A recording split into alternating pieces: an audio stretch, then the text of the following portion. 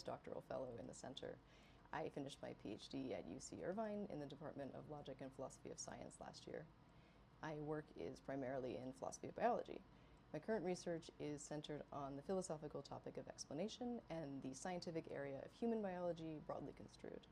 And by that I mean any of the biological sciences that we take to be relevant to the way that we think, behave, and live, what makes us human, or why we act the way that we do.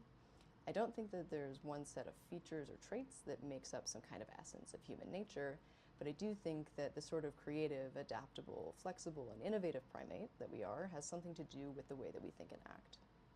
Three major examples of those disciplines are human evolution, especially the evolution of the mind, genetics, and social science, which is, of course, not necessarily biological science, but studies human behaviors. There's some overlap.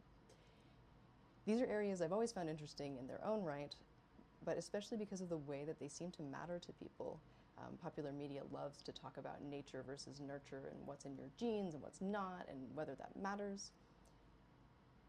Understanding what we all share and how we came to be the way that we are is definitely scientifically satisfying, potentially useful for improving our lives, but it's also really dangerous. Knowledge and investigation into this subject area can be really dangerous.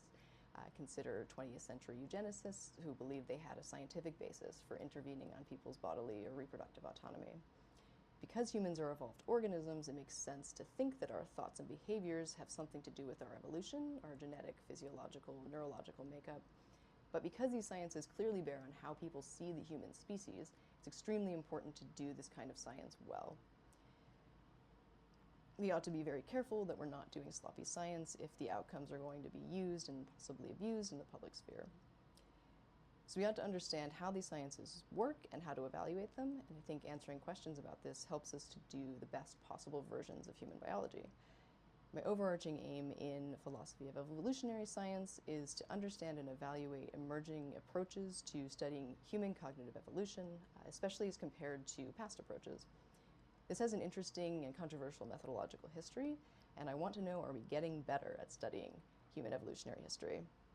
I approach this by looking at this cluster of new-ish hypotheses that take the form of these big, long, synthetic narratives, accounting for as much as they can about our cognitive evolutionary history.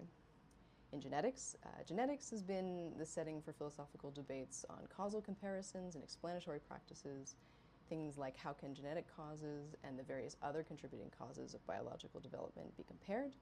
I'm interested in the way that historical factors influence judgments about explanation in genetics that might appear to be based solely on causal features. And lastly, in social science, the social sciences are generally very interesting to philosophers of science. What drew me in was the field of values in science.